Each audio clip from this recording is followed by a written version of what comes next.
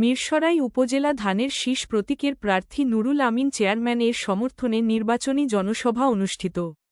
দৈনিক সময়ের ডাক, চট্টগ্রাম জেলা সংবাদদাতা নূরের ছাপা প্রতিবেদনে বিস্তারিত।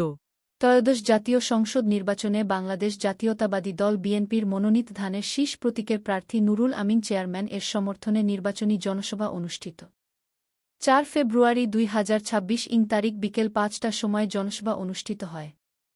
উক্ত অনুষ্ঠানে প্রধান অতিথি হিসেবে উপস্থিত ছিলেন বিএনপির মনোনীত প্রার্থী নুরুল আমিন চেয়ারম্যান। উক্ত অনুষ্ঠানে সভাপতিত্ব করেন ৪ নং ধুম ইউনিয়নের নির্বাচনী সমন্বয়ক শাহিনুল ইসলাম স্বপন।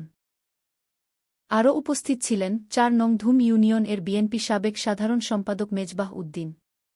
আরও উপস্থিত ছিলেন ছাত্রদল, যুবদল, শ্রমিকদল সহ বিএনপির বিভিন্ন অঙ্গ সহযোগী সংগঠনের নেতাকর্মী।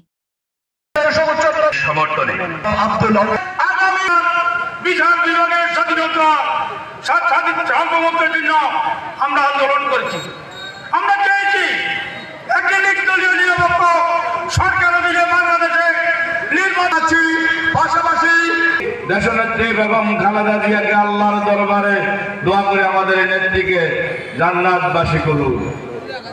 দোয়া করে আমাদের প্রিয় নেতা আগামীর বাংলাদেশ জনাব তারেক রহমানের জন্য আল্লাহ যেন সুস্থ রাখেন, আগামীর বাংলাদেশের নেতৃত্ব দেওয়ার তৌফিক দান করেন। আজকের এই আয়োজন যারা করেছেন তাদেরকে আমি আমার ব্যক্তিগত পক্ষ থেকে আন্তরিক অভিনন্দন এবং শুভেচ্ছা জানাচ্ছি। প্রিয় ভাই ও বোনেরা, বক্তব্য দীর্ঘায়িত করব না, আমাদের নেতৃবৃন্দ বক্তব্য দিয়েছেন দীর্ঘক্ষণ। আজকে সমাবরাতের রোজা রেখেছেন অনেক ভাই বোনেরা, ইফতারের সময় ঘনিয়ে এসেছে একবারে অল্প সময়ের মধ্যে।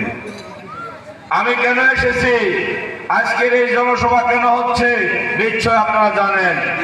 আমি এসেছি আসন্ন জাতীয় সংসদ নির্বাচনে বাংলাদেশ জাতীয়তাবাদী দলের পক্ষ থেকে ধানের শীষের প্রতীকে এই নির্বাচনে অংশগ্রহণ করেছি।